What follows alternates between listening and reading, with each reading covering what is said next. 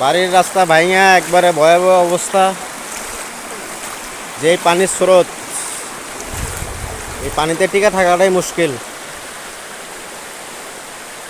চারপাশ দুই বা একবারে পুরা শ্মশান হয়ে গেছে।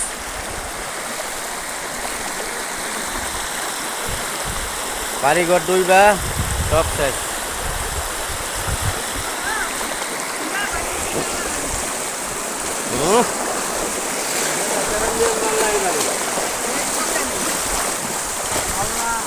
এই পানি কবে কমবো তার কোনো ঠিক নেই। পানি বাড়তি আছে, শুধু বাড়তি আছে।